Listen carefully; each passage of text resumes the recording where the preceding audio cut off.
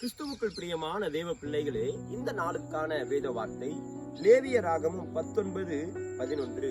நீங்கள் களவு செய்யாமலும் வஞ்சனை பண்ணாமலும் ஒருவருக்கொருவர் பொய் சொல்லாமலும் இருங்கள். ஆம் பிரியமானவர்களே, இந்த பரிசுத்த வேதாகமம் நமக்கு கற்றுக் கொடுக்கிற காரியம் களவு செய்யக்கூடாது, அதாவது திருடக்கூடாது. இரண்டாவது காரியம் வஞ்சனை செய்யக்கூடாது, அதாவது மற்றவர்களை ஏமாற்றக்கூடாது.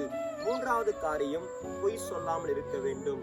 ஆம் பிரியமானவர்களே, ஒருவேளை நீங்கள் மற்றவருடைய பொருள்களை திருடுவர்களாக இருந்தால் அது தவறு, அது பாவம்.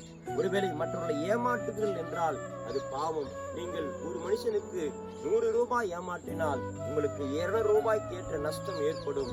நீங்கள் பொய் சொல்லாமல் இருக்க வேண்டும் என்று சொல்லி வார்த்தை சொல்லுகிறது. ஆகையால் நீங்கள் இந்த கட்டளைகளை கடைபிடிக்கும் பொழுது நிச்சயமாகவே உங்கள் வாழ்க்கையில் ஆசீர்வாதத்தை ஆண்டவராக இயேசு கிறிஸ்து கொடுப்பார். இந்த நாளில் இந்த 3 காரியங்கள் வாழ்க்கையில் இருந்தால் அதை மாற்றிக்கொள்ளுங்கள். கர்த்தர் உங்களை ஆசீர்வதிப்பார். God bless you.